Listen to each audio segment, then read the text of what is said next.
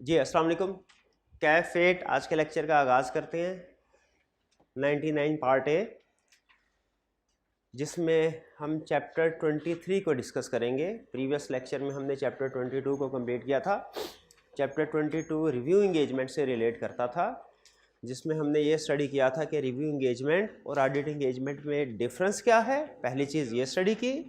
दूसरी चीज़ हमने अहम जो स्टडी की कंसेप्ट वो ये कि रिव्यू इंगेजमेंट में प्रोसीजर कौन कौन से परफॉर्म होते हैं, ठीक है। और तीसरी चीज़ हमने रिव्यू इंगेजमेंट की रिपोर्ट का एक फॉर्मेट स्टडी किया था, ठीक है, जिसमें हमने देखा कि ऑडिट रिपोर्ट ही की तरह कुछ स्टैंडर्डाइज्ड पैराग्राफ हैं, जिनमें जो ज़्यादा रेलिवेंट रिव्यू के पॉइंट ऑफ व्यू से ज़्यादा रेलिवेंट पैराग्राफ थे वो थे एक स्कोप और एक कंक्लूजन वाला, ठीक है जी। इसके बाद हमने कुछ क्वेश्चंस प्रैक्टिस किए थे। टोटल शायद 5 क्वेश्चन थे। आपको 4 होम्स बल्कि 4 क्लास में ही हमने कर लिए थे। एक होम असाइनमेंट के तौर पे दिया था। इन क्वेश्चन में कोई प्रॉब्लम हो तो पूछ लीजिए, ठीक है। वो जो होम असाइनमेंट के तौर पे क्वेश्चन आपको दिया था वो असल में उसने एक सिचुएशन क्रिएट की थी जिसमें गोइंग कंसर्न इश्यूज थे। उस केस स्टडी का मकसद आपको ये रियलाइज़ करवाना था कि अगर रिव्यू इंगेजमेंट में भी कोई गोइंग कंसर्न का इशू अराइज हो जाए तो आपने वो जो हमने प्रोसीजर पढ़े हुए ना, inquiry, analytical and other review procedure, उनसे हट के फिरा यानी उनसे ज़्यादा भी प्रोसीजर आपको परफॉर्म करने पड़ सकते हैं, क्योंकि गोइंग कंसर्न का रिस्क अराइज हो गया था। तो उसमें हमने गोइंग कंसर्न से रिलेटेड प्रोसीजर्स भी परफॉर्म किए थे। ये कंसेप्ट तो हमने पढ़ा हुआ ना, कि नॉर्मली रिव्यू में inquiry, analytical and other review procedure perform होते हैं। पहला कंसेप्ट ये। दूसरा concept, normally test of control, test of details perform नहीं होते।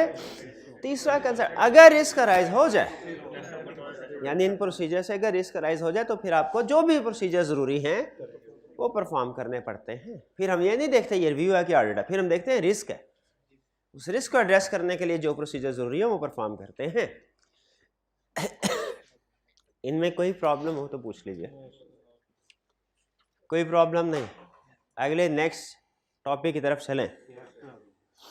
नेक्स्ट हमारा चैप्टर है chapter 23, quality control in audit, ठीक है। चैप्टर 23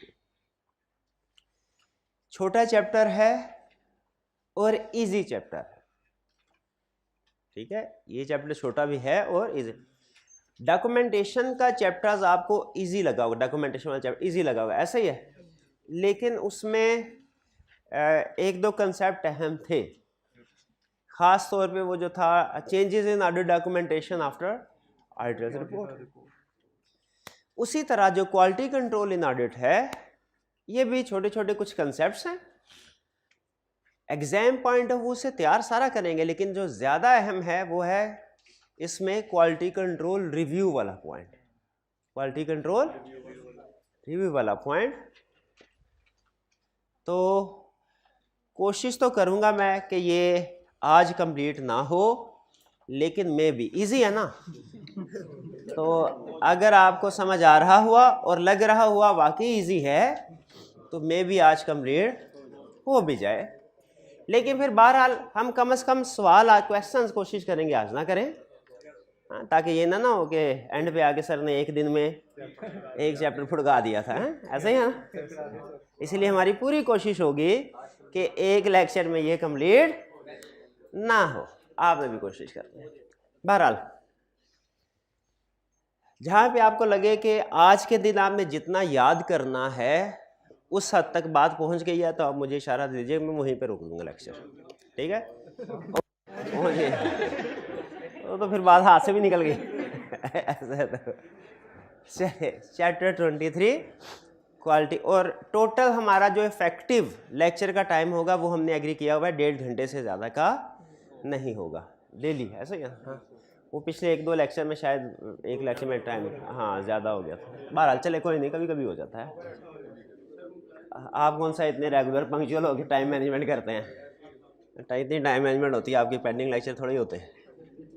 चलिए chapter 23 quality control in audit. सबसे पहले इस चैप्टर का टाइटल देखिए, क्वालिटी कंट्रोल इन ऑडिट। देखिए क्या हम जो भी काम करें उसमें क्वालिटी होनी चाहिए, बिल्कुल होनी चाहिए।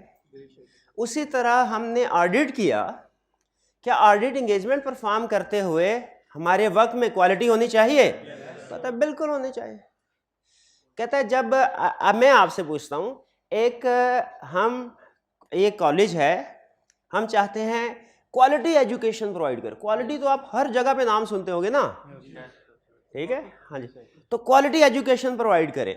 आपके ख्याल में एक कॉलेज के अंदर कौन कौन एलिमेंट्स ऐसे होने चाहिए जिनमें अगर हम इंश्योर करें गुड वर्क को तो क्वालिटी इंश्योर हो जाती है? यानी क्वालिटी एजुकेशन प्रोवाइड करने के लिए एक कॉलेज के अंदर हमें किन किन एलिमेंट्स के ऊपर फोकस करना चाहिए? फैकल्टी पे और मैनेजमेंट पे। शाबाश, 2 एलिमेंट्स हो गए। और टीए के रिप्लाई व्हाट्सएप पे, फिजिकल के साथ ऑनलाइन। अच्छा ना ना ना ना, आपको कुछ गलती है। फिजिकल वाले स्टूडेंट्स के लिए व्हाट्सएप ग्रुप नहीं होते, वो तो सिर्फ इसलिए हमने क्रिएट किया कि स्टूडेंट अगर गैर हाजिर हो तो वो हाँ उस तक असाइनमेंट वगैरह पहुंच सके हमारी। अच्छा नहीं, ये रीजनेबल एश्योरेंस से ज़्यादा की एक्सपेक्टेशन गैप है ये। अच्छा, फैकल्टी हो गया, मैनेजमेंट हो गया, और एनवायरमेंटल बिल्कुल बिल्कुल। टेस्टिंग सिस्टम, अच्छा एलिमेंट ये भी बताया आपने। सिलेबस टाइम पे कंप्लीट हो, टाइम से मुराद क्या है? आप अपनी असाइनमेंट बड़ी टाइम पे कंप्लीट कर, 1-2 दिन आगे पीछे, और अभी तो हुए भी नहीं है। आज क्या तारीख है? आज क्या 30 तारीख है, अभी तो ऑफिशियली एक दिन। फिर कौन सी वाली बात कर रहे हो?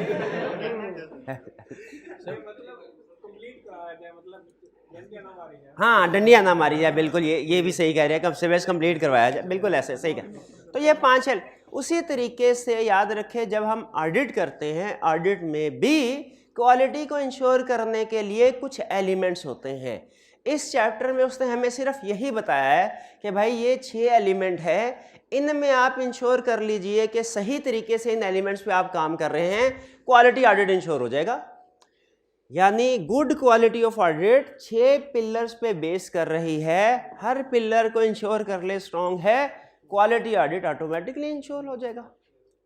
अच्छा, इसको जहन में रखिएगा, उसने लिखा क्वालिटी कंट्रोल इन ऑडिट, ठीक है। क्वालिटी कंट्रोल ये इंटरनल कंट्रोल नहीं है, ठीक है। ये क्वालिटी, गुड क्वालिटी को कैसे इंश्योर किया जाएगा ऑडिट एंगेजमेंट में, ये ओवरऑल ऑडिट से रिलेट कर। अच्छा, 2 चीजें हैं, एक क्वालिटी कंट्रोल है इंश्योर करना फर्म लेवल पे, और एक है क्वालिटी कंट्रोल इंश्योर करना एंगेजमेंट लेवल पे।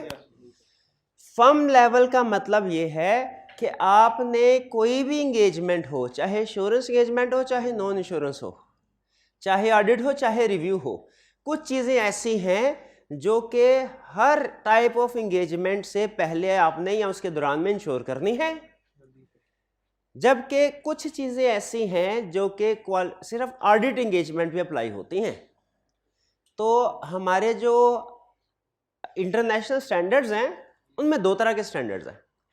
एक है कि फर्म में क्वालिटी कंट्रोल को कैसे इंश्योर किया जाए फर्म लेवल पे, और एक है एंगेजमेंट लेवल पे क्वालिटी कंट्रोल को कैसे इंश्योर किया जाए। फर्म लेवल पे क्वालिटी कंट्रोल को इंश्योर करने के लिए है एक स्टैंडर्ड जिसे कहते हैं ISQC, international standards on quality control. ये हमारे सिलेबस में नहीं है। एंगेजमेंट लेवल यानी ऑडिट लेवल पे कि एक ऑडिट में कैसे क्वालिटी को इंश्योर किया जाए, उसके ऊपर भी एक स्टैंडर्ड है जिसे कहते हैं ISA 220, ये हमारे सिलेबस में है। और इंटरेस्टिंगली दोनों में एलिमेंट सेम है, तकरीबन मटेरियल सेम, कुछ जगहों पे फर्क है।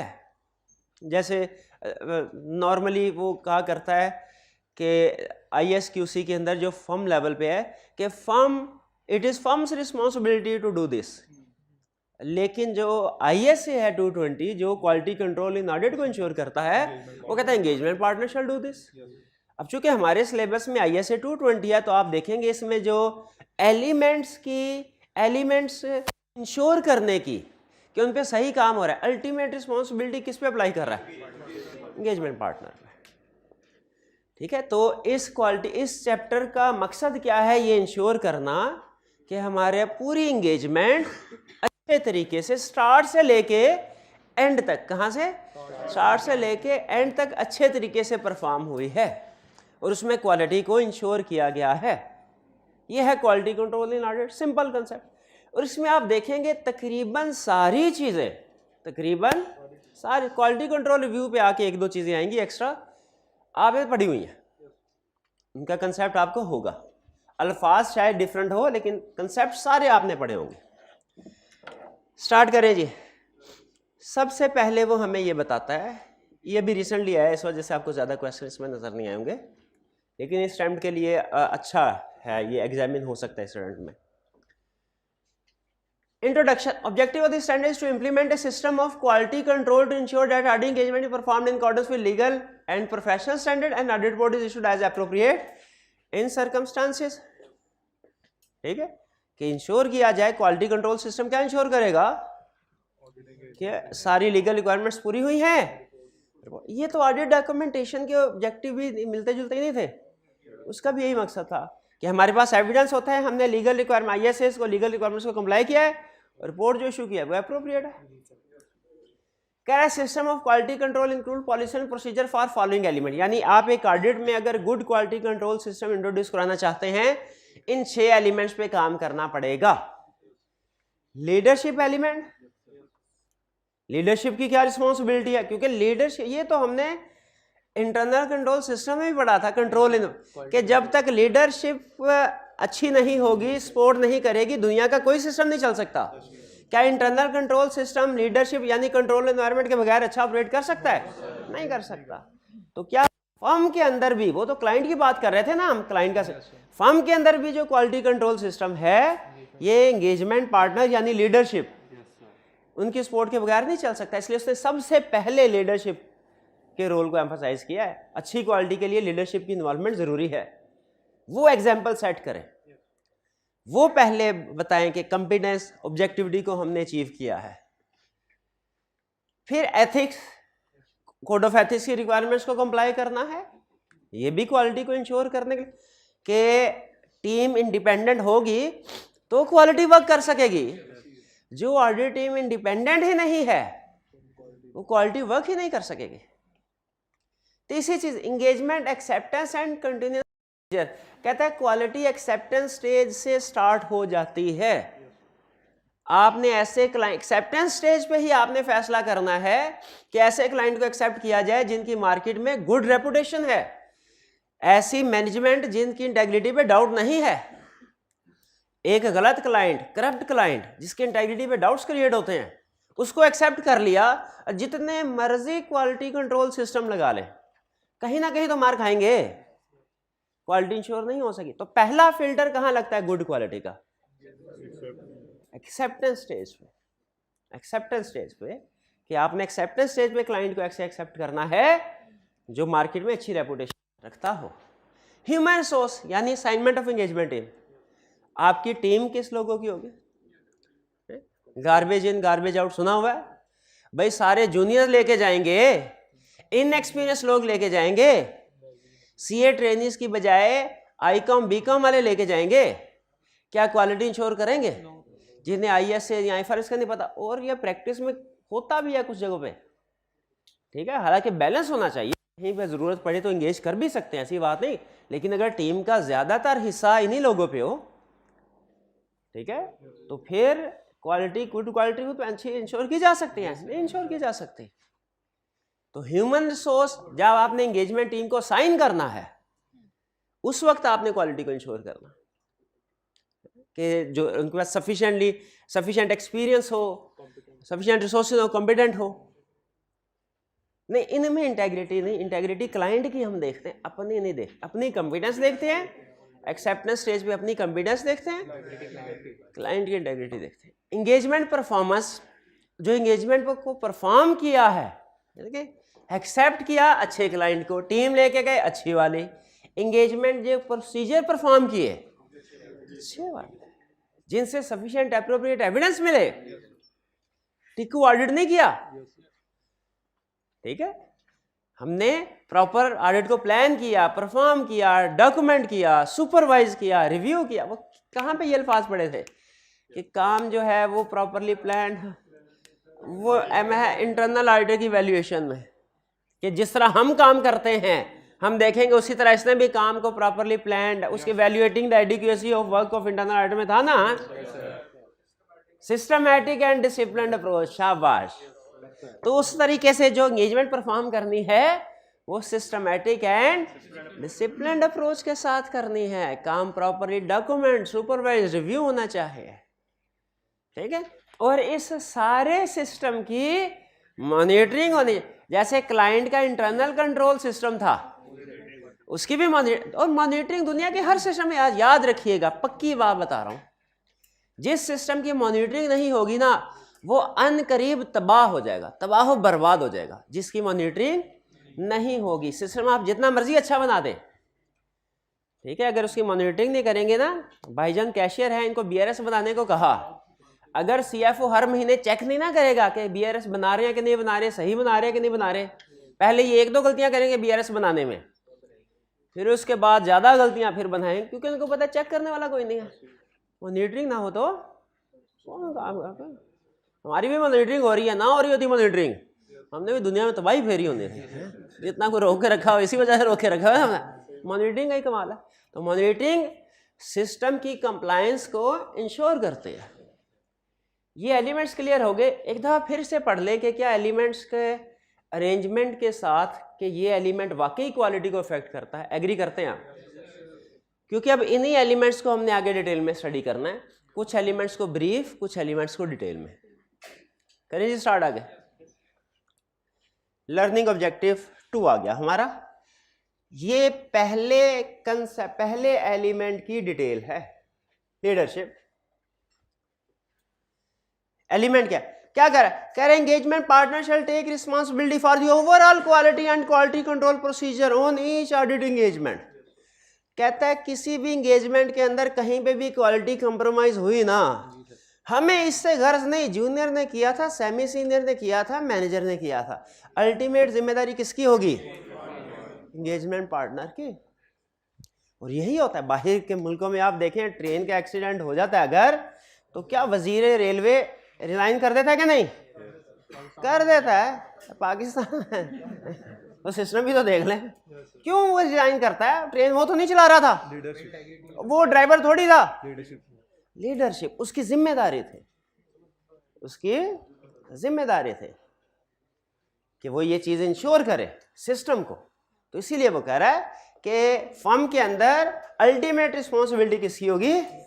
क्वालिटी कहीं पे कंप्रोमाइज, कसूर किसी का भी हुआ, शाबाश पार्टनर को मिलेगी। रेलिवेंट एथिकल रिक्वायरमेंट्स, कह रहे एथिकल रिक्वायरमेंट्स को भी कंप्लाई करना, बिल्कुल करना है। किसने करना है? सारी टीम ने करना है, स्वाय पार्टनर के, पार्टनर ने भी करना है। कोड ऑफ एथिक्स की रिक्वायरमेंट पार्टनर पे भी अप्लाई होती है। देखते हैं वो क्या कहता है। कहता है throughout the audit engagement partner shall remain alert through observation and making inquiries and necessary for evidence of non compliance with relevant requirements by members of the engagement team. कहता है अच्छा एक्सेप्टेंस स्टेज पे तो firm client को accept कर, firm में असल में तरतीब ये होती है, छोटी सी आपको तरतीब बता दूं। क्लाइंट जब आता है ना, वो फर्म के अंदर होते हैं डिफरेंट पार्टनर्स, 10-12 पार्टनर्स है। जैसे कुछ फर्म में हो सकता है 1-2 हो, कुछ फर्म में हो सकता है 20-25 हो। तो बोर्ड ऑफ पार्टनर्स कह लें या पार्टनर्स कह लें, 8-10 पार्टनर्स होते हैं, उनका एक डिपार्टमेंट होता है अलग से फर्म में, जिसका ये काम होता है फैसला करने किस क्लाइंट को एक्सेप्ट करना है, किसको नहीं करना।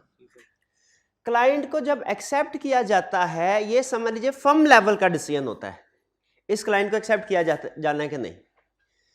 जब डिसीजन हो जाए उसके बाद फैसला किया जाता है कि कौन से वाले एंगेजमेंट पार्टनर ने ये ऑडिट करना है।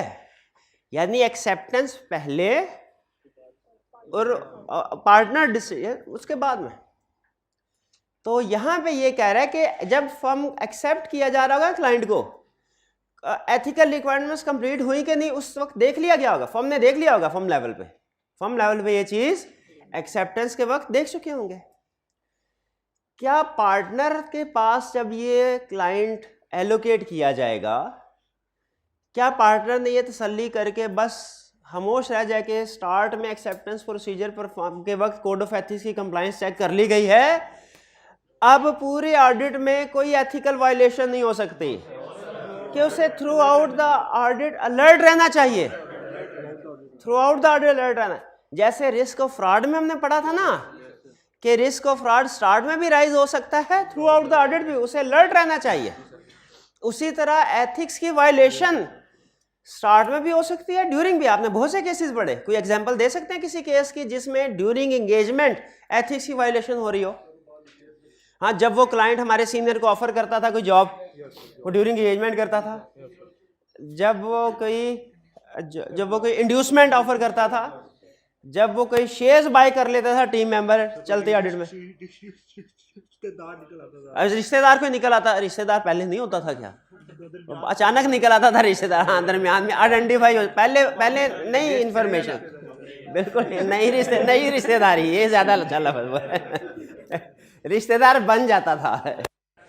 तो क्योंकि कोड ऑफ एथिक्स की वायलेशन दरमियान में भी हो सकती है, इसलिए उसने देखे थ्रू आउट द ऑडिट के, उसने स्टार्ट नहीं, क्योंकि स्टार्ट में फर्म एक्सेप्टेंस स्टेज पे देख चुकी होगी। कह रहा है throughout the audit engagement मतलब अलर्ट रहेगा, थ्रू ऑब्जर्वेशन खुद भी आंखें भी खुली रखेगा और पूछता भी रहेगा क्या for evidence of non compliance भी रख के किसी एथिकल रिक्वायरमेंट्स की वायलेशन तो नहीं हुई।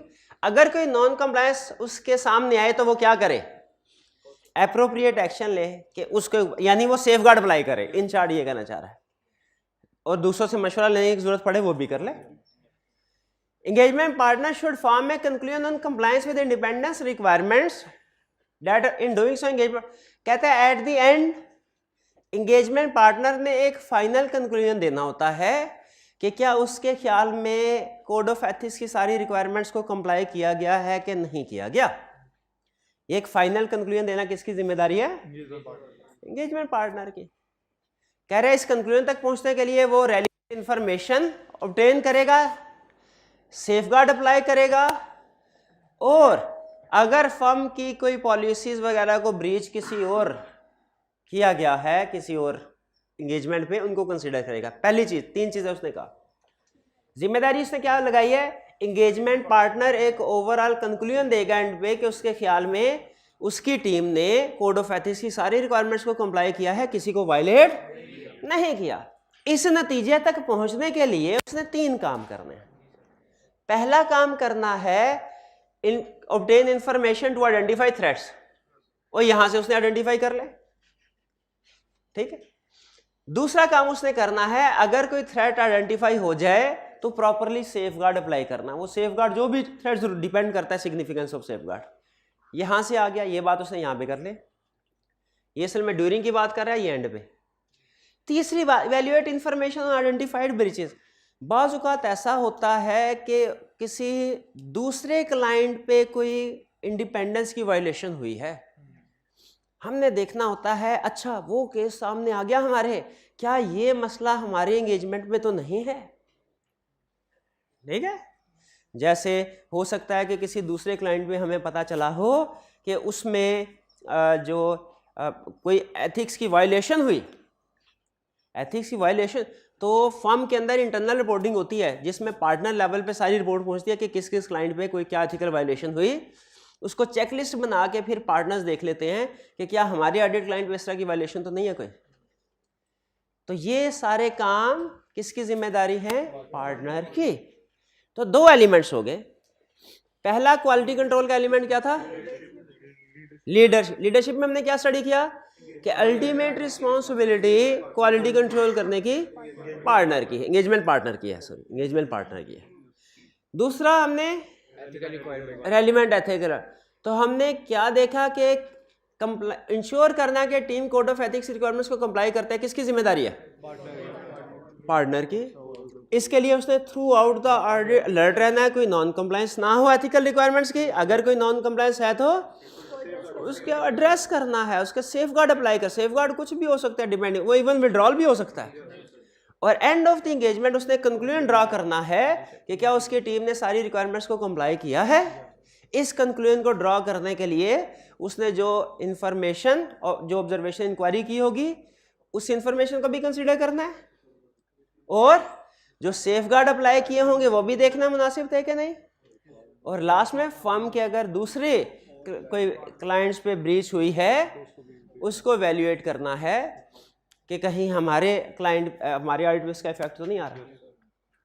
ये हो गए एथिकल रिक्वायरमेंट, 2 एलिमेंट हो गए। क्लियर जी?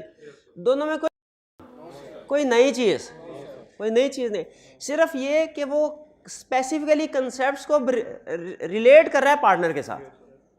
ये जो आपने पहले पढ़ा था ये काम किए जाएंगे पार्टनर के सिमिलर। फिर acceptance and continuance of client relationship and audit engagement, इसमें 2 हिस्सों में डिवाइडेड है ये कंसेप्ट, एक ISQC 1 और एक ISA 220। दोनों में डिफरेंस क्या है भला? ISQC 1 रिलेट करता है फर्म लेवल पे, IS एंगेजमेंट लेवल। अच्छा, इसमें फर्म का रोल क्यों आया, गैस कीजिए? क्योंकि फर्म ने एक्सेप्ट करना है। अच्छा, तो फिर एंगेजमेंट पार्टनर ISA 220 का क्यों रोल आया? आगे से उसको एलोकेट करना है क्लाइंट, उसने देखना है कि क्या एक्सेप्टेंस के प्रोसीजर सही परफॉर्म हुए हैं कि नहीं। कह रहे firm shall establish policy and procedure ensure that it accepts or continues only those engagement in which firm has considered integrity of client is competent and can comply with ethical। 3 चीजें note कीजिए इसमें, इसको underline करें 3 चीजों को, integrity को, competence को, ethical requirements को। और बताइए मुझे क्या एक्सेप्टेंस चैप्टर 5 में हमने यही चीजें नहीं पढ़ी थी कि एक्सेप्टेंस के वक्त ये चीजें, ये matters to be considered before acceptance, 3 factors यही थे। बाकी इसके बाद नीचे टेबल आ जाता था, टेबल वाला कंसेप्ट आ जाता था। इससे मुझे याद आ गया कोड ऑफ एथिक्स तो हमारी बुक में किस चैप्टर में है? शाबाश, 5 में भी है, 6 में भी है, ज्यादा 7। ये ना कोड ऑफ एथिक्स का क्वेश्चन आ जाए और स्टूडेंट की तरह आप आ जाए रोते रोते, मैं सर ये कोड ऑफ एथिक्स का क्वेश्चन आ गया चैप्टर 7 में तो कहीं डिस्कस ही नहीं हुआ, ये एक्सेप्टेंस का था, 5 का था उसका। भाई 5 में डिस्कस हुआ है यार। ठीक है भाई, चले कोई बात नहीं, इसी बहाने रिवीजन हो गई, भाई का शुक्रिया, भाई ने रिवीजन करवा दी हमारी। चले, तो उसमें एक्सेप्टेंस में क्या ये 3 चीजें थी? जी सर, इंटेग्रिटी, वही है, कोई नई चीज है? यहां पे इसने सिर्फ स्पेसिफाई कर दिया फर्म ये करेगी।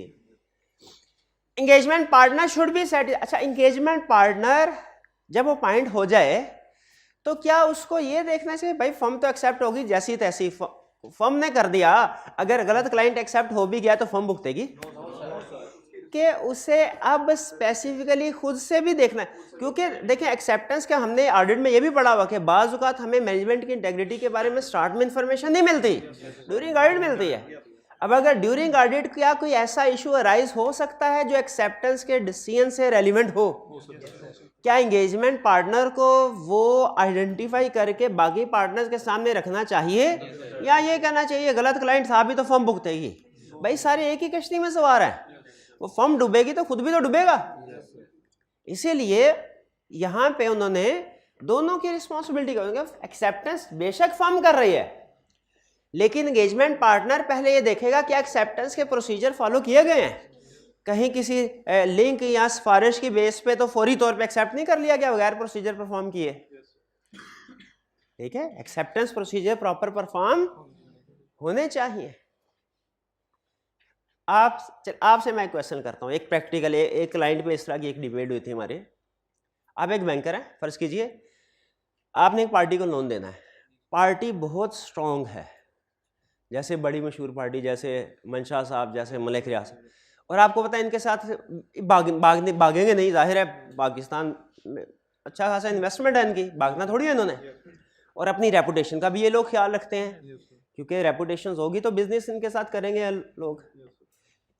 किसी सिचुएशन ऐसी आई कि आपके पास इनमें से कोई भी स्ट्रॉन्ग ग्रुप है, आपके पास लोन लेने के लिए आया, लेकिन सिक्योरिटी रखवाने के लिए कोई इनके पास सफिशिएंट एसेट्स नहीं है, ठीक है, लेकिन पर्सनल गारंटी वगैरह अवेलेबल है, और आप या लोअर क्वालिटी की सिक्योरिटी अवेलेबल है, लोअर क्वालिटी की, क्या आप लोन दे देंगे?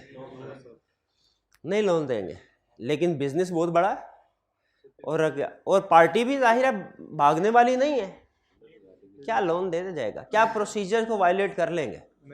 प्रोसीजर परफॉर्म किए बगैर लोन नहीं देंगे।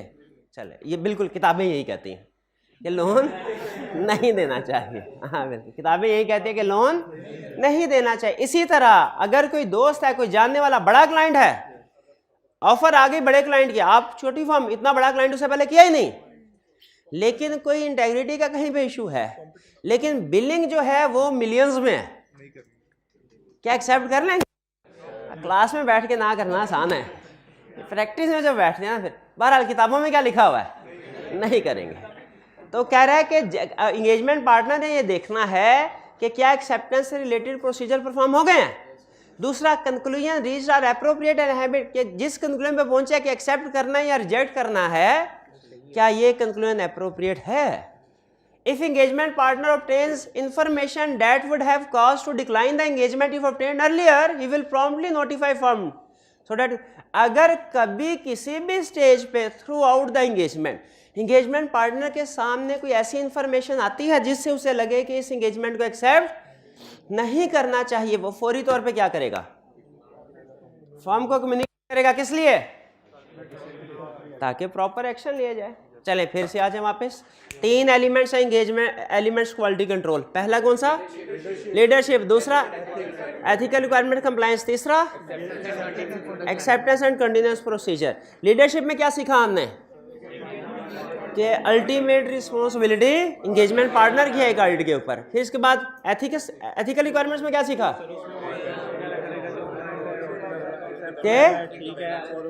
टीम की इंडिपेंडेंस को इंश्योर करना है और through out the engagement alert रहना है। हमने एंगेजमेंट पार्टनर ने अगर कोई इशू सामने आता है प्रॉपर सेफगार्ड अप्लाई करना है, ड्रॉ क्यों ना करना पड़े, और खास तौर पे at the end conclusion draw करना है कि क्या एथिकल रिक्वायरमेंट्स को कंप्लाई किया गया है, ये कंक्लूजन ड्रॉ करना है। और इस कंक्लूजन के ड्रॉ करने में जो information through out the engagement उसके सामने, उसको भी कंसीडर करना है। फर्म की अदर कोई ब्रीच हुई है उसको भी कंसीडर करना है।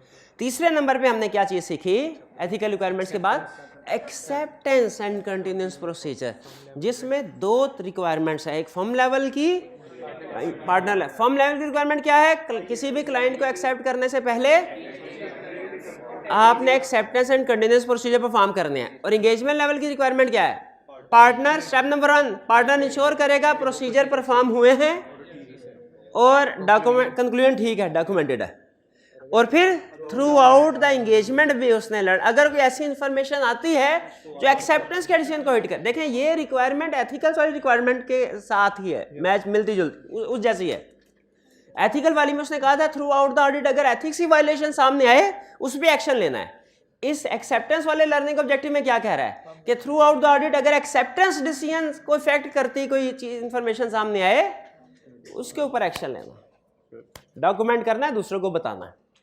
क्लियर जी? जी सर, पहले 2 सेंटेंस जो है एक्सेप्टेंस एंड कंटिन्यूअस। हाँ, शाबाश शाबाश। ये जो पहले वाला ये वाला पॉइंट है ना, यहाँ से लेके यहाँ तक, ये भाई ने बिल्कुल सही क्रिटिकली एनालाइज किया कि ये जब फर्स्ट टाइम पार्टनर को एलोकेट किया जाएगा ना एक्सेप्ट, उस वक्त ही पार्टनर देख लेगा। यानी ये वाला काम पार्टनर स्टार्ट में ही कर लेगा, ये वाला पार्टनर ये वाला काम एंड में कर रहा होगा। क्लियर जी? चलिए ये 3 एलिमेंट हो गए। इसमें कोई नई चीज? कोई नई चीज। आगे चलते हैं। असाइनमेंट ऑफ एंगेजमेंट, आप बताइए कैसी टीम को साइन करना चाहिए? सफिशिएंट कॉम्पिटेंट हो, सफिशिएंटली एक्सपीरियंस हो, नॉलेज हो। देखते हैं यही बात कर रहा होगा कि कम engagement partner sure that engagement team and our expert has competence and capability to perform the engagement to ensure that RD engagement performed in accordance with laws and is appropriate। यही कह रहा है ताकि लॉ के मुताबिक। Simple 4 element हो गए। Element ये तो उसने लुफी किया था। बहरहाल चलें, एंगेजमेंट परफॉर्मेंस। अच्छा ये सबसे काम का है, ये पूरे चैप्टर के अंदर कोई काम का लर्निंग ऑब्जेक्टिव है ना, तो ये वाला। तो आइए इसको पढ़ते हैं। ये क्या कहता है एंगेजमेंट परफॉर्मेंस? पहली चीज direction, supervision and review. Direction, supervision, किसी जमाने में मैंने आपको 3 अल्फाज में फर्क बताया था। रिव्यू, डायरेक्शन, सुपरविजन में फर्क बताया था। फिर रिव्यू के आगे 3 पॉइंट थे, quality control review, review engagement और सिंपल रिव्यू। फर्क याद है कि नहीं याद? याद है। सिंपल रिव्यू क्या होता है? सुपर रिव्यू सर सीनियर करेगा। हाँ शाबाश, कोई भी टीम के अंदर सीनियर जूनियर के काम को चेक करे, ये simple review. Quality control review, quality control review दो तरह के होते हैं, इंटरनल, हाँ एक ऑडिट फर्म के अंदर ही जब थ्रेट ज्यादा हो, याद है कोड ऑफ एथिक्स में हम क्या था वो, इंगेज एप्रोप्रिएट रिव्यूअर या additional chartered accountant review work done, वो आई कैप नहीं करता था, फर्म के अंदर ही करता, ठीक है। तो यही कंसेप्ट रिपीट होंगे अब। डायरेक्शन सुपरविजन रिव्यू, अच्छा डायरेक्शन सुपरविजन में फर्क बताया था। डायरेक्शन का मतलब क्या है? काम करने से पहले बताना, डायरेक्ट करना, काम करने से पहले भाई इस तरीके से काम करना है जूनियर। सुपरविजन जैसे जैसे काम कर रहा है साथ साथ हर हफ्ते 2 हफ्ते बाद चेक करते रहना कि सही काम कर रहा है कि नहीं, और रिव्यू एंड पे, यानी डायरेक्शन पहले, सुपरविजन दौरान में, रिव्यू बाद में। खुद बताइए, एंगेजमेंट परफॉर्म होते हुए डायरेक्शन जूनियर को देनी चाहिए कि उन्हें वर्किंग पेपर लास्ट के दे, भाई एक छाप दो, डायरेक्शन सुपरविजन होनी चाहिए। अच्छा, अब किसी केस स्टडी में ना वो आपसे केस स्टडी में पूछ सकता है कि एंगेजमेंट स्टार्ट में टीम को डायरेक्शंस दे दी गई और फिर उसके बाद 2 महीने बाद एंड पे मैनेजर रिव्यू करने के लिए आ गया, क्या प्रॉब्लम है इस केस स्टडी में? सुपरविजन नहीं की भाई, सुपरविजन में कह रहे एंगेजमेंट पार्टनर, तो फिर मैं किसको फांसी लगाना चाहिए? क्यों आया मैनेजर नहीं? ये चीज ये समझाना चाह रहा है आपको कि engagement partner shall take responsibility of direction, supervision, review of audit in accordance with ISA and regulatory. Engagement partner की रिस्पांसिबिलिटी होगी। On or before the date of audit report, engagement partner shall be satisfied that sufficient appropriate audit evidence has been obtained and report is appropriate. Engagement partner ने ensure करना है जिस दिन report sign कर रहा है उसके पास सारा एविडेंस मौजूद है, उसी वक्त होना चाहिए ना कि रिपोर्ट के बाद भी एविडेंस ले सकते, रिपोर्ट के बाद रिप्रेजेंटेशन लेटर नहीं ले सकते, नहीं ले सकते। रिपोर्ट के बाद कोई न्यू प्रोसीजर परफॉर्म कर सकते हैं? नहीं कर सकते unless there is exceptional circumstance. Exceptional circumstance कर सकते, वरना नॉर्मली नहीं कर सकते। तो इसलिए कह रहा है रिपोर्ट साइन करते हुए पूरा एविडेंस होना चाहिए। ये इंश्योर किसने करना है? Engagement partner. कंसल्ट, इसमें कोई problem? Consultation, engagement partner shall take responsibility that undertake consultation, be satisfied if consultation is obtained within the engagement team. Nature of consultation and conclusion are document agreed between parties. 2 चीजें होती हैं, एक होता है मशवरा, एक होता है इख्तलाफ। अच्छा, इख्तलाफ का मतलब झगड़ा नहीं होता। एक चीज ये ध्यान में रखिए, फर्म के अंदर इख्तलाफात होते, जहां पे 2 लोग होंगे ना, 2 लोग मशवरा कर लेना चाहिए, ठीक है, लेकिन मशवरा करने से पहले उससे भी ज्यादा अहम चीज ये चेक करना होता है कि जिससे मशवरा करें बंदा ठीक है कि नहीं।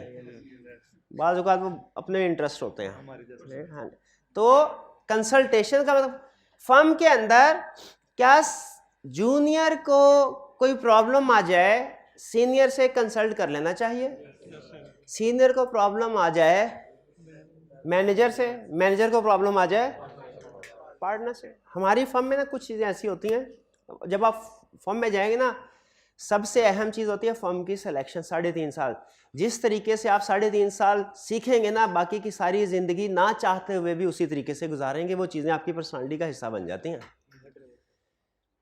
तो और इसमें ज़रूरी नहीं होता कि मशहूर फर्म में जाएं, कोई भी अच्छी फर्म मशहूर हो लाजमी नहीं, और मशहूर फर्म अच्छी हो ये भी लाजमी नहीं। नॉर्मली होता है मशहूर फर्म अच्छी होती है इन दी लॉन्ग रन, लेकिन लाजमी नहीं होता। तो अच्छी फर्म प्रेफरेंस होनी चाहिए। मशहूर हो तो बहुत अच्छा, ना भी मशहूर हो तो अच्छी होनी चाहिए। जो मशहूर फर्म अच्छी नहीं है वहाँ पे नहीं होने, क्योंकि वो आपकी पर्सनालिटी का। हमारी फर्म में एक बात बड़ी अच्छी मुझे पर्सनली, अब उस वक्त एहसास भी नहीं होता था, हमारे पार्टनर जिस रूम में बैठे होते थे उसका दरवाज़ा हमेशा खुला होता था, उसका दरवाज़ा हमें, हालांकि अच्छी फर्म और उसमें पार्टनर की पोजीशन पे हो, मतलब फैसिलिटीज़ लेने में या एक वो एक VIP प्रोटोकॉल में कोई प्रॉब्लम तो नहीं थी, लेकिन हमेशा किस लिए, अब समझ में आता है किस लिए, ताकि पूरे फर्म में किसी को कोई भी प्रॉब्लम है उसे पार्टनर तक एक्सेस करने में, पार्टनर के साथ इश्यू शेयर करने में कोई प्रॉब्लम ना हो। तो कंसल्टेशन में वो ये नहीं कह रहा कि कंसल्ट करेंगे, मतलब असल मकसद उसका ये नहीं है। असल मकसद यह है कि पार्टनर की ये रिस्पॉन्सिबिलिटी है वो ऐसा कम्युनिकेशन सिस्टम या ऐसा कल्चर फर्म के अंदर प्रमोट करें जिससे जब लोगों को कोई गाइडेंस चाहिए हो तो वो दूसरों से पूछने में उनको कोई प्रॉब्लम ना हो, हर्डल क्रिएट ना हो। तो engagement partner shall take responsibility that engagement team undertake consultation, यानी कहीं पे कोई चीज उन्हें समझ में नहीं आ रही पूछ लेना चाहिए, पूछ लेना चाहिए। ठीक है, जैसे कहीं पे हमें समझ नहीं आ रही आम जिंदगी में ये चीज़ हलाल है कि हराम है, मुफ्ती थोड़ी है हम लोग। ठीक है, वैसे तो ज़मीर हमारे बड़े फतवे देता ही रहता है तो क्या करना चाहिए भाई, जो उस फील्ड के एक्सपर्ट हैं उनसे पूछना चाहिए। तो जब आप फर्म के अंदर आपको कोई चीज़ समझ में नहीं आएगी, आपने क्या करना है, कंसल्ट करना है। किससे? अपने सीनियर से, पार्टनर से। फिर partner shall be satisfied that appropriate consultation obtained within the engagement team with others within the firm or outside the firm। और अगर कभी कोई कंसल्ट करनी पड़ती हैं चीज़ें तो प्रॉपरली सिस्टम हो कि आपने विद इन द फर्म किससे कंसल्ट करना है। बाज़ औक़ात आउटसाइड द फर्म भी कंसल्ट करनी पड़ती हैं चीज़ें, जैसे आपका कोड ऑफ एथिक्स में हमने पढ़ा था, others with in the firm, उनसे डिस्कस कर सकते हैं, अदर पार्टनर्स के साथ कोई मैटर डिस्कस कर सकते हैं। ठीक है, तो अगर इस सिचुएशन अराइज होती है इवन आउटसाइड द फर्म, आईकैप से भी कंसल्टेशन ले सकते हैं। और आईकैप इस कंसल्टेशन की बाकायदा वो समरी तैयार करके पब्लिश करता है एनुअल बेसिस पे कि इस साल में हमारे ऑडिट फर्म में जो लोग पार्टनर्स थे उन्होंने इस चीज़ के ऊपर मुझसे सवाल पूछा और हमारा जवाब ये था, ताकि बाकी सबको भी गाइडेंस मिले। और फिर conclusion or nature of consultation, consultation किस तरह की हुई, ज़बानी कलामी हुई, रिटन फॉर्म में हुई, किससे हुई और क्या कंक्लूजन हुए, किस पे एग्री हुए। यानी कहीं पे आपको फर्म के अंदर कोई प्रॉब्लम फेस करना पड़ती है जिस पे आपको नहीं पता चलता क्या करना है, आपने क्या करना है। स्टेप नंबर 1 में एंगेजमेंट टीम के अंदर ही अपने सीनियर से कंसल्ट करना है। फर्ज कीजिए कि कोई ऐसा इशू है जिस पे पार्टनर भी 50-50 है, क्या करना चाहिए, दूसरे part with in the firm other से मशवरा कर लेना चाहिए। और अदर्स भी इश्यूज में भी ज्यादा क्रिटिकल हो तो क्या करना चाहिए, आउटसाइड दी फर्म, यानी आईकैप से। और बाज़ औक़ात लॉयर से भी कंसल्ट करते हैं हम। ठीक है, लॉयर्स को भी आपको मशवरा लेते हैं, जैसे सब्सिक्वेंट इवेंट में मशवरा लिया था, वो ज़्यादा ही प्रॉब्लमेटिक सिचुएशन राइज हो जाए तो फिर अगर प्रॉब्लमेटिक सिचुएशन राइज हो तो मशवरा करके करना चाहिए। जजमेंट भी अहम है अपनी जगह पे, लेकिन जजमेंट के साथ कंसल्टेशन भी अगर हो तो बहुत अच्छी बात है। लेकिन अगर फर्ज कीजिए कि डिफरेंस ऑफ ओपिनियन है, एक तो है ना मशवरा करना, मशवरा किया मैंने भाई के साथ और हम दोनों आर्गुमेंट करके किसी एक नतीजे पे नहीं पहुंचे, मेरा ख्याल कोई और है। हमारे अच्छा सीनियर होते हैं फर्म के अंदर, सीनियर वो तरह तरह के होते हैं, अच्छे भी होते हैं बुरे भी होते हैं। हाँ, अच्छा है क्योंकि दुनिया में भी ऐसे लोग होते हैं ना, दोनों तरह को मैनेज करना आता है। तो एक सीनियर थे हमारे, अच्छे थे सीनियर, अल्लाह बख्शे मुझे उन्हें भी अच्छे थे। उनकी आदत थी जहाँ पे कहीं मेरा उनके साथ इख्तलाफ होता था ना कि ये चीज़ ऐसे नहीं ऐसे होनी चाहिए, तो मैं ये समझता हूँ कि उनको, हालांकि मैं गलत होता था, जूनियर है ना जाहिर, लेकिन वो समझाने होना ये चाहिए था कि समझा नहीं ऐसे नहीं ऐसे है। लेकिन उनका एक पक्का डायलॉग होता था, क्या कि भाई अगर चाहते हो ना पार्टनर को मैं रिव्यू करवाऊं तो जैसे मैं कह रहा हूं वैसे करो, अगर तुमने अपनी मर्जी करनी है तो फिर खुद रिव्यू करवाना। और पार्टनर का ऐसा टेरर डाला होता था, हालांकि इतना टेररिस्ट होता नहीं है पार्टनर, लेकिन सीनियर ने इतना टेरर डाला, हम कहते हैं ठीक है सर जैसे आप कहते हैं वैसे ही कर लेते हैं। अगर डिफरेंस ऑफ ओपिनियन हो, मुझे बताइए क्या इस तरह काम करना चाहिए कि भाई अगर रिव्यू तुमने करवाना है तो जो मर्जी कर लो वरना मेरी, यहाँ के कंसल्टेशन के साथ हल करना चाहिए। अगर हल ना हो, कहते हैं अगर हल ना हो तो difference of opinion rising engagement team shall follow firm's policy and procedure to resolve difference of opinion. तो फिर फर्म के अंदर ऐसे पॉलिसी एंड प्रोसीजर होने चाहिए कैसे रिजॉल्व करना है। जैसे सीवेप लेवल पे एक जगह पे उसने लिखा हुआ है कि ऐसी सिचुएशन में जो सीनियर का पॉइंट ऑफ व्यू है वो प्रिवेल करता है, लेकिन जूनियर का पॉइंट ऑफ व्यू लिख दिया जाता है। जैसे जजेस का फैसला होता है ना, कोई 2-1 का फैसला या 3-2 का फैसला, तो जिन इख्तलाफ रहे वो डॉक्यूमेंट किया जाता है। लीगल सिस्टम में भी डिफरेंस ऑफ ओपिनियन का कंसेप्ट है, उस तरह हमारे प्रोफेशन में भी है। डिफरेंस ऑफ ओपिनियन क्लियर जी। इसके बाद है क्वालिटी कंट्रोल रिव्यू। अब आप मुझे बताइए, ये इतना सा है, ये अगर तो हाँ पढ़ा दें, कोई प्रॉब्लम ज्यादा तो नहीं है। चल क्वालिटी कंट्रोल, हाँ कल नहीं पढ़ाऊंगा, ये नहीं पढ़ाऊंगा कल। Quality control review, quality control review याद रखें ये ऑप्शनल है, सॉरी ऑप्शनल नहीं कहना चाहिए मुझे, ये है इफ एप्लीकेबल, यानी हर क्लाइंट के लिए रिक्वायर्ड नहीं है।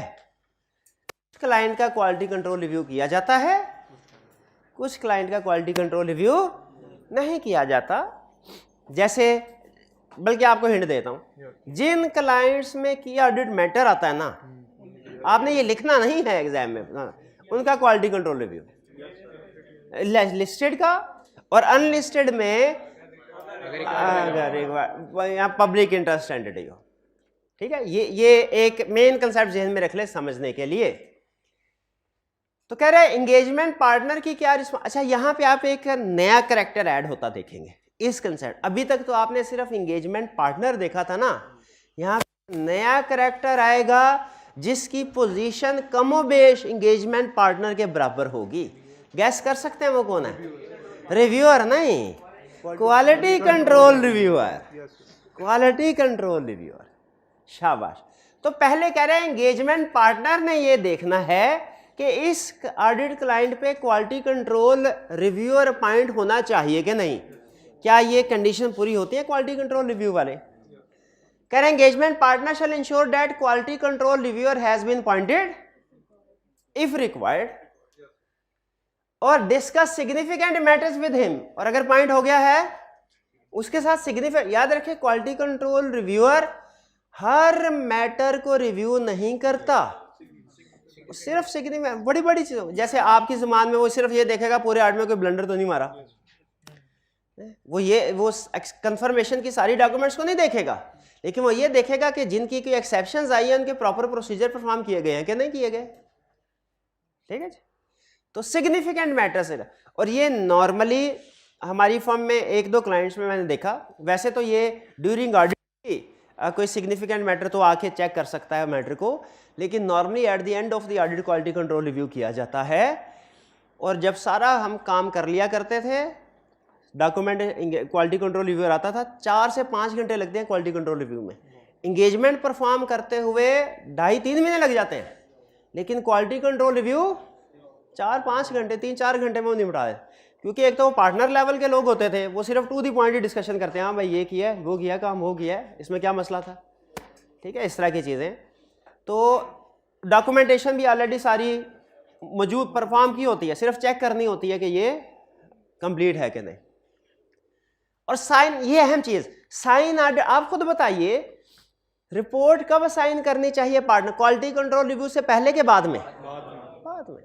और ये ज़हन में रखिएगा, क्वालिटी कंट्रोल रिव्यू है 2 तरह के। क्वालिटी कंट्रोल का कंसेप्ट पता है ना, एंगेजमेंट टीम के काम को चेक करना बाहर के बंदे, एक है इंटरनल एक है एक्सटर्नल। यहाँ पे जो हम बात करें एक्सटर्नल हमारे सिलेबस में नहीं है, सीवा में जाके देखें जो आएगा, वो हमारे सिलेबस में नहीं है। हमारे सिलेबस में कौन सा है? इंटरनल। ठीक है, एक्सटर्नल होता है रिपोर्ट साइन होने के बाद, इंटरनल होता है होने से पहले। तो खुद बताइए ये QCR कब होना चाहिए? Report sign audit report only after completion of QCR, ताकि QCR में अगर कोई ब्लंडर फर्ज की सामने आ भी जाता है उसको एड्रेस करके रिपोर्ट इशू की जाए। Responsibilities of engagement quality control partner or reviewer. अब जो क्वालिटी कंट्रोल पार्टनर है रिव्यूअर, उसकी रिस्पॉन्सिबिलिटी क्या है? Firm shall establish policy and procedure to require quality control review. अब ये किसकी ये रिस्पॉन्सिबिलिटी थी? एग्जाम में रिक्वायरमेंट को गौर से देखना, ये रिस्पॉन्सिबिलिटी किसके हैं और ये किसके हैं? रिव्यूअर के। Firm shall establish procedure to require quality control reviewer to review financial statement है प्रपोज्ड ऑडिट रिपोर्ट, उसने फाइनेंशियल स्टेटमेंट को रिव्यू करना है, ऑडिट रिपोर्ट को देखना है क्या क्या मॉडिफिकेशन है कि स्टैंडर्ड है। सिग्निफिकेंट मैटर्स पार्टनर के साथ डिस्कस करने हैं। अब देखिए पार्टनर्स ने उसके साथ डिस्कस करने हैं, उसने पार्टनर के साथ डिस्कस करने हैं। Review documents relating to significant judgements and conclusion reached, चूंकि खास तौर पे जजमेंटल मैटर्स में इशू आ सकते हैं तो बाकी के मैटर्स तो सिर्फ ज़बानी कलामी डिस्कस कर दें, लेकिन जो जजमेंटल चीज़ें हैं उनके डॉक्यूमेंट्स भी चेक करें। समझ आया? सिग्निफिकेंट मैटर सारे डिस्कस करेगा, लेकिन जो सिग्निफिकेंट मैटर जजमेंट वाले हैं उनके डॉक्यूमेंट्स को भी चेक करें। Evaluate conclusion reached eight appropriateness of report, और फिर देखेगा कि ओवरऑल जिस कंक्लूजन में पहुंचे है कि मटेरियल मिसस्टेटमेंट है या स्कोप लिमिटेशन है वो एप्रोप्रिएट है और उसके मुताबिक रिपोर्ट सही बनी है। ऐसा तो नहीं मटेरियल मिसस्टेटमेंट तो है, लेकिन बेसिस फॉर क्वालिफाइड ओपिनियन में मिसस्टेटमेंट को एक्सप्लेन ही नहीं किया। ठीक है, ये चीजें उसने चेक करनी है कि कंक्लूजन एप्रोप्रिएट है, रिपोर्ट सही ड्राफ्ट की गई है।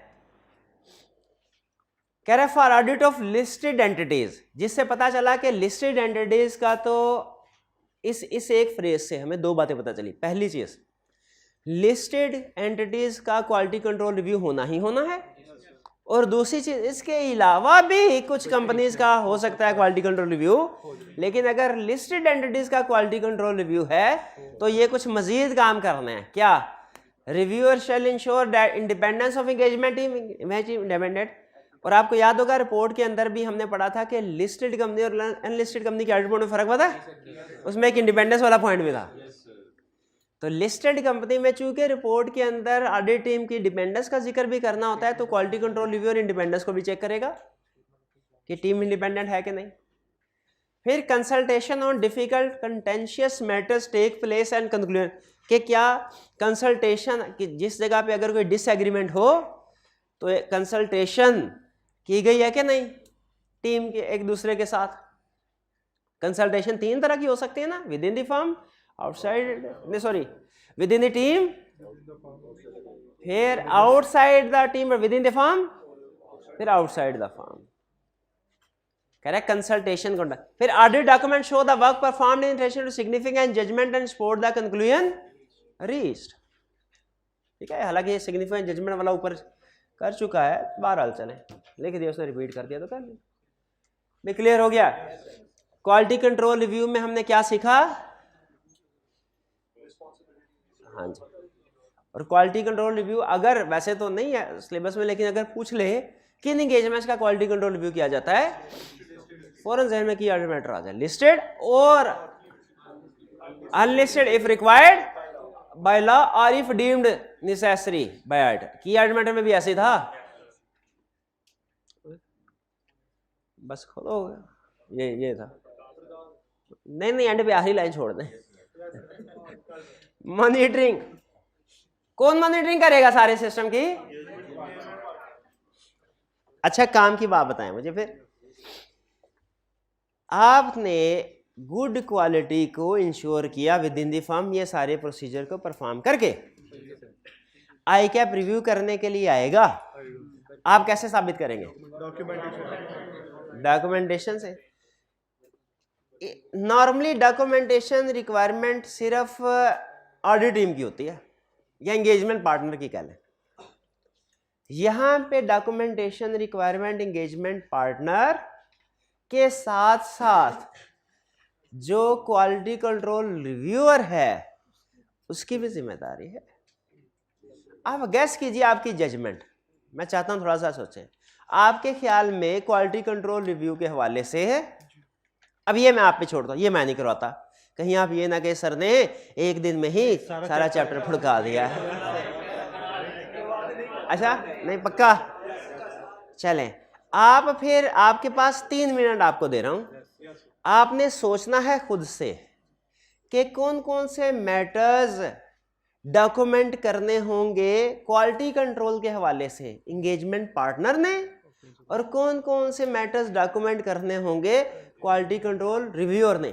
अभी चूंकि मैंने पढ़ाया नहीं तो ज़्यादातर हो सकता है आपके इरेलीवेंट पॉइंट्स हों, लेकिन मैं चाहता हूँ आप इसके ऊपर सोचें। क्वेश्चन समझ आ रहा है कि क्वालिटी कंट्रोल के हवाले से इस सबूत के तौर पे कि आपने क्वालिटी वर्क किया है, एंगेजमेंट पार्टनर ने कौन से डॉक्यूमेंट करने हैं चीज मैटर्स, और क्वालिटी कंट्रोल रिव्यूअर ने कौन से मैटर्स डॉक्यूमेंट करने हैं। लिख लेंगे? लिख लेंगे कुछ ना कुछ। चले 1 मिनट आपको दे रहा हूं, 1 मिनट में लिखिए, 1 मिनट में। हाँ जी, 2 ले लें, चले 2, लेकिन कुछ ना कुछ लिखे जरूर, सोचे और लिखे फटाफट। साइड में कहीं लिख दें, तैयार होते होते आपने 1.5 मिनट ले लेना।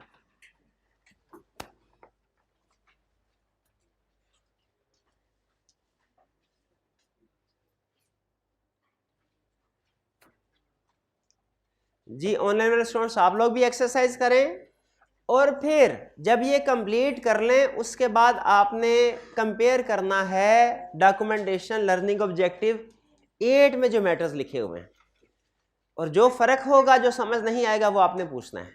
क्लियर होगी असाइनमेंट? अभी कीजिए, ये क्लास असाइनमेंट आपकी, पॉज कीजिएगा।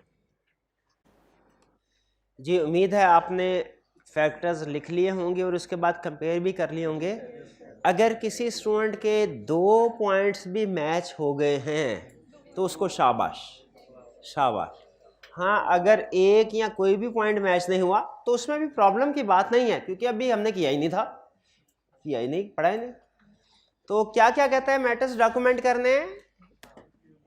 आइटर शैल इंक्लूड इन डॉक्यूमेंटेशन। यहाँ पे आइटर से मुराद एंगेजमेंट पार्टनर लिख लें, एंगेजमेंट पार्टनर, वो ज्यादा बेहतर है। Conclusion on completion with independent requirements, क्या उसके ख्याल में इंडिपेंडेंट है कि नहीं form? Issues identified with respect to compliance with relevant ethical requirements, ethical requirements के वाले से कोई इश्यूज हैं वो डॉक्यूमेंट करेंगे। Conclusion reach regarding acceptance, acceptance related conclusion appropriate है। Nature and scope of consultation, जो कंसल्टेशन है वो की गई है कि नहीं? नहीं तो वो जो इतने प्रोसीजर परफॉर्म किया सिग्निफिकेंट मैटर्स, उनको कह रहा कि उनको जिक्र ही नहीं कर रहा, वो नहीं डॉक्यूमेंट करने प्रोसीजर, जरूरत ही नहीं खुदा का हो। वो इसलिए नहीं कह रहा कि वो रेलिवेंट चैप्टर्स में डॉक्यूमेंट हो गए हुए हैं, वो अलहदा हर चैप्टर में अलहदा से डॉक्यूमेंट्स हो गए। यहाँ पे दोबारा थोड़ी कहेगा कि उनको डॉक्यूमेंट करें। डॉक्यूमेंटेशन वाले चैप्टर में जो जो कह दी हैं आए वो तो अप्लाई होंगी, यहाँ पे उनको रिपीट थोड़ी कराएगा। इसलिए आप देखें यहाँ पे डॉक्यूमेंटेशन में वो स्पेसिफिकली इसी चैप्टर से रिलेटेड मैटर्स को कह रहा है डॉक्यूमेंट करो।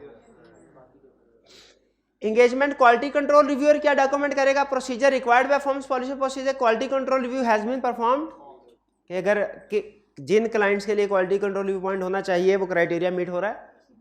Engagement quality control review has been completed on और before date of auditor's report. ऐसा तो नहीं है कि रिपोर्ट के बाद उसको बुलाया गया हो, रिपोर्ट के बाद उसको बुलाया हो कि नहीं भाई मैंने नहीं आना। हाँ जी। और फिर reviewer is not aware of any unresolved matters that would have caused reviewer to believe that significant judgements and engagement team made the conclusion reached were not appropriate. और कोई ऐसा मसला अगर आए कि उसे लगे कि डिसकंक्लूजन एप्रोप्रिएट नहीं है, वो अपनी रिपोर्ट ना फाइनल करे। यानी रिव्यूअर में जब तक उसकी तसल्ली नहीं होगी कि सारे मैटर रिजॉल्व हो गए हैं, वो रिव्यू को फाइनल नहीं करेगा। और उसने ये रिटन फॉर्म के देना है कि उसके ख्याल में सारे इश्यूज रिजॉल्व हो गए और कोई भी अनरिजॉल्व्ड इशू नहीं है। क्लियर? ये इनमें कोई प्रॉब्लम तो नहीं?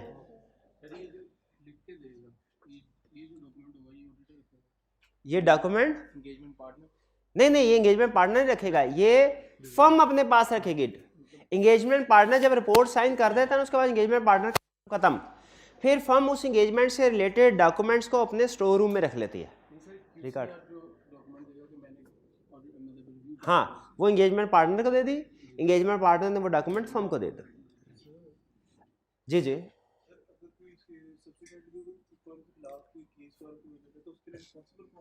अच्छा, सब्सिक्वेंटली फर्म के खिलाफ कोई केस होता है उसके लिए रिस्पॉन्सिबल कौन होगा? Engagement partner, quality control reviewer नहीं होगा। क्योंकि क्वालिटी कंट्रोल रिव्यूअर कहेगा भाईजान मैंने इतना डिटेल में काम ही नहीं किया, मैंने तो सिर्फ मोटी मोटी चीज़ें देखी थी, उनमें कोई मसला है तो मुझे बताएं। डिटेल्स का क्वालिटी कंट्रोल रिव्यू रिस्पॉन्सिबल नहीं होता। लेकिन एक चीज़ बता दूं आपको, C5 लेवल पे काम आएगी, वो सारी रिक्वायरमेंट्स जो इंगेजमेंट पार्टनर पे अप्लाई होती हैं इंडिपेंडेंस के हवाले से, वो सारी इंडिपेंडेंस के हवाले से रिक्वायरमेंट्स क्वालिटी कंट्रोल रिव्यूअर पे भी अप्लाई होंगी, जहन में रखिए। तो क्वेश्चन में अगर फ़र्ज़ कीजिए, वैसे तो अभी कैफ लेवल पे नहीं कर रहा ये चेक, लेकिन अगर वो कहते हैं इंगेजमेंट पार्टनर ने क्वालिटी कंट्रोल रिव्यूअर ने शेयर्स लिए हैं, तो इस पर भी आप सेम कहेंगे कि भाईजान इंडिपेंडेंस से बेर होगी, सेल्फ इंटरेस्ट सेट है, इसको रोटेट कर दो, वह हाँ जी, या शेयर डिस्पोज करें। जी जी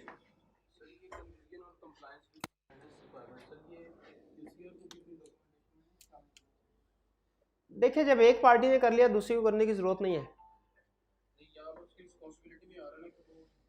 यहाँ पे यहाँ पे असल में क्वालिटी कंट्रोल रिव्यूअर ये इंश्योर कर लेगा कि जितने भी सिग्निफिकेंट डॉक्यूमेंट्स हैं वो मौजूद हैं कि नहीं, वो डॉक्यूमेंट्स किसी ने प्रिपेयर करने। अच्छा, यहाँ पे एक रिप्रोडक्शन का क्वेश्चन नजर आया था मुझे, है क्या? हाँ जी, कह रहे state any 5 matters that need to be considered by engagement quality control partner while performing objective evaluation of a listed company. को क्या पूछ रहा है? 5 मैटर्स जो कि क्वालिटी कंट्रोल पार्टनर ने, एंगेजमेंट पार्टनर नहीं, क्वालिटी कंट्रोल पार्टनर ने, उसे यहां पे चालाकी पता है क्या खेली? रिव्यूअर का वर्ड यूज नहीं किया, क्वालिटी कंट्रोल पार्टनर का वर्ड यूज किया, रिव्यूअर। तो जाहिर है एक एंगेजमेंट पार्टनर है, तो क्वालिटी कंट्रोल पार्टनर से मुराद क्या है? ऐसा पार्टनर जिसने क्वालिटी कंट्रोल को इंश्योर करना, यानी रिव्यूअर। ठीक है, तो जब वो रिव्यू कर रहा होगा, कौन से मैटर्स उसने कंसीडर करने हैं? गैस कौन से वाले? उसकी रिस्पॉन्सिबिलिटी, ये वाले मैटर्स आएंगे कि नहीं? कुछ स्टूडेंट का ख्याल था सिर्फ यही आएंगे, हाँ, इसलिए यहाँ पे आल्सो को अंडरलाइन कर लें। ऊपर वाले तो लाजमी आएंगे ना, ये भी आएंगे 5, कोई से 5 लिख देते। अच्छा, इसकी केस स्टडी ना बहुत इंटरेस्टिंग है, एक इंटरनल कंट्रोल की, चले कल कर लेंगे, लेकिन मैं ये आपको बता दूं है बहुत इंटरेस्टिंग, आप पढ़ेंगे ना मज़ा आएगा आपको केस स्टडी का, ये मैं जिम्मेदारी के साथ कह रहा हूँ। हालांकि नॉर्मली केस स्टडी में मैं ऐसा नहीं बात किया करता, लेकिन अच्छा इसमें एक खास बात है, मैं आपको बता तैयार कर दूं आपको, अहम चीज़ है। नॉर्मली छोटी कंपनीज के लिए हमारी टीम होती है छोटी, वैसे तो पार्ट क्वालिफाइड बंदा जो है ना, जैसे CA फाइनलिस्ट, वो बेहतर यही है, वो टीम का हिस्सा हो सकता है, कोई प्रॉब्लम नहीं है, लेकिन वो मैनेजर लेवल पे नहीं होना चाहिए, प्रेफरेबली नहीं होना चाहिए, छोटे क्लाइंट्स में भी नहीं होना चाहिए। एक क्वालिफाइड बंदा हो तो क्वालिटी जाहिर है ज़्यादा बेहतर होगी, नॉन क्वालिफाइड बंदा होगा नो डाउट वो भी काम करने वाला होगा, लेकिन जनरल रूल ये है कि क्वालिफाइड चार्टर्ड अकाउंटेंट का वर्क ज़्यादा क्वालिटी वाला होता है पार्ट क्वालिफाइड से। इस बात से आप एग्री करते हैं? ये जनरल रूल है, वरना बाजुकात ऊंच चीज़ भी होती है। मैंने अपनी प्रैक्टिस में ऐसे लोग भी देखे हैं जो कि इंटर पास थे और चार्टर्ड अकाउंटेंट से ज़्यादा बिजनेस का पता था उनको, ठीक है। बहरहाल, लेकिन जनरल रूल बता रहा हूँ, केस स्टडी में तो जनरल रूल चलेगा। और दूसरा, बड़ी टीम बेहतर है छोटी टीम से, टीम अगर ज़्यादा होगी अच्छी क्वालिटी वाला काम करेगी। ये चलें छोटी फर्म में भी, सॉरी छोटे क्लाइंट जो हो ना छोटा, उसमें भी हमें इंश्योर करना चाहिए रीजनेबल टीम हो और क्वालिफाइड लोग हो।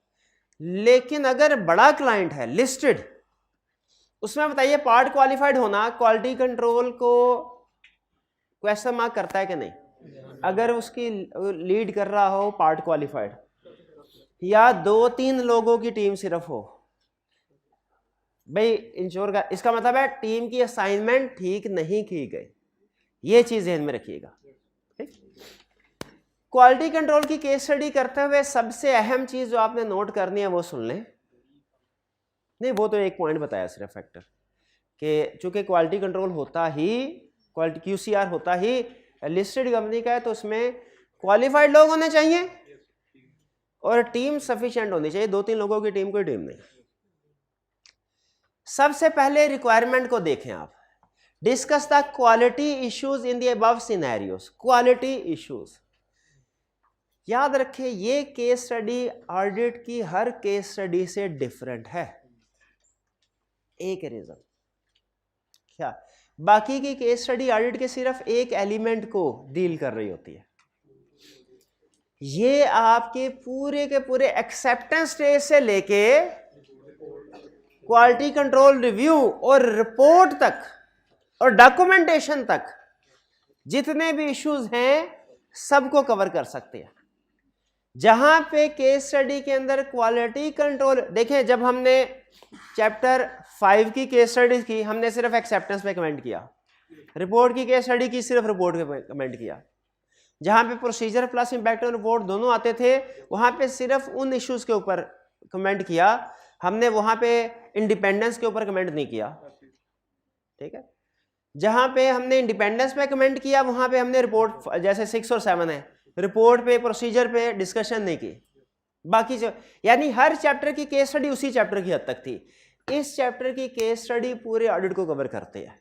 जहां कहीं कह देना क्वालिटी इश्यूज, तो आपको जिस टॉपिक की भी नॉन कंप्लायंस नजर आ गई ना, आपने, क्योंकि इस चैप्टर की केस स्टडी में आपको बनाता है quality control reviewer.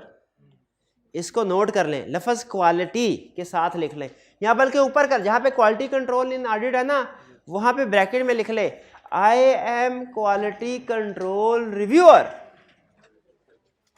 I am the quality control reviewer. और आपके सामने सारी एंगेजमेंट, अब खुद बताइए, जब आपसे कहेगा ये सारी सिचुएशन है, इसमें इश्यूज, क्वालिटी कंट्रोल इश्यूज बताइए, क्या सिर्फ एक्सेप्टेंस के बताएंगे, क्या सिर्फ असाइनमेंट ऑफ टीम के बताएंगे, क्या सिर्फ प्रोसीजर्स के बताएंगे, क्या सिर्फ जो इश्यूज भी जिस स्टेज पे आया आपने हाईलाइट करना। इसमें कोड ऑफ एथिक्स का इशू भी हो सकता है, इसमें इंटरनल कंट्रोल वीकनेस का इशू भी हो सकता है, इसमें प्रोसीजर का भी, एक्सेप्टेंस का भी, इसमें सैम्पलिंग का भी इशू हो सकता है, इसमें इंटरनल ऑडिटर एक्सपर्ट का इशू भी हो सकता है, कंफर्मेशन का इशू भी हो सकता है, कोई भी लेकिन होगा हमेशा कंसेप्चुअल। और ये केस स्टडी इजी होगी। केस स्टडी का एक असूल होता है, वो जितने ज्यादा कंसेप्ट कवर कर रहे होते हैं ना, यानी या तो केस स्टडी सेट करने वाला डेप्थ को फोकस करता है या कवरेज को वाइड। जब वो ज्यादा कंसेप्ट टेस्ट करना चाह रहा होता है ना, तो वो डेप्थ में नहीं जा सकता। ठीक है, तो इसीलिए अब ये चूंकि इसने ज्यादा कंसेप्ट को टेस्ट करना है, तो ये बहुत ज्यादा डिटेल में नहीं। अगर उसने किसी कंफर्मेशन को डिटेल में चेक करना होगा ना, तो कंफर्मेशन की केस स्टडी बनाएगा, इधर नहीं सेट। इधर जो भी कंसेप्ट टेस्ट होंगे आप देखेंगे वो बेसिक लेवल के कंसेप्ट हैं, तक कहीं से भी उठा सकता है। क्वालिटी कंट्रोल रिव्यूअर है ना, आपको पता है क्वालिटी कंट्रोल रिव्यूअर ने तो पूरे ऑडिट के सिग्निफिकेंट जजमेंट्स और सिग्निफिकेंट मैटर्स को देखना है। तो कोई भी इशू ये जहन में रखिएगा। रिक्वायरमेंट में किस लफ्ज से पता चलेगा आपको? अब ये मैं सिर्फ आपको रिक्वायरमेंट पढ़ा रहा हूं। पहले क्वेश्चन की रिक्वायरमेंट क्या है? Discuss the quality issues in the above scenario. Question के किस लफ्ज से आपको पता चला ये क्वालिटी कंट्रोल रिव्यू का क्वेश्चन, क्वालिटी कंट्रोल का क्वेश्चन। इसको अंडरलाइन करें जी। नहीं, हाँ क्वालिटी नहीं आपको कहेगा नहीं, लेकिन आपको बता रहा हूं कि आपका रोल ये होगा, जहां पे उसने लफ्ज दिया ना, आपने क्वालिटी कंट्रोल रिव्यूअर बन के सोचना कि पूरे ऑडिट में जहां भी मसला हुआ या कम से कम आपको पार्टनर तो बनाएगा, ऑडिट मैनेजर भी देखेगा सारे काम। क्वेश्चन 2 में बताइए requirement, quality issue, quality underline करें। थर्ड में भी क्वालिटी, फिर फोर्थ में comment on quality of planning and performance of auditor, इसमें भी क्वालिटी का। तो इसीलिए जहां क्वालिटी आ गया, क्या इंश्योर करना है आपने पूरे ऑडिट में कहीं पे, ठीक है। अच्छा, यहाँ पे अब हम लेते हैं 10 मिनट की ब्रेक। 10 मिनट की ब्रेक। मीनवाइल आपने 10 मिनट के बाद इंशाल्लाह लेक्चर स्टार्ट है हमारा। हो सके तो 2 या 3 छोटे छोटे क्वेश्चन है, छोटे छोटे, कोई अपनी मर्जी, सिर्फ रीड कर लें, सिर्फ रीड कर लें। चाय कप लेके आए ऊपर अपने खर्चे पे ऊपर से, और साथ साथ कप भी तेरे जाएगा, साथ साथ ये सिर्फ 2 या 3 में से कोई एक इंटरेस्टिंग लगे ना, फिर भी आपने दूसरी केस स्टडी नहीं पढ़नी, चाय के कप के साथ मज़ा दो बाला हो जाएगा। केस स्टडी का, चाय का नहीं, चाय का नहीं। चलिए आज का सॉरी ये हिस्सा लेक्चर का ये हिस्सा यहाँ पे ख़त्म करते हैं हम। अल्लाह हाफ़िज़।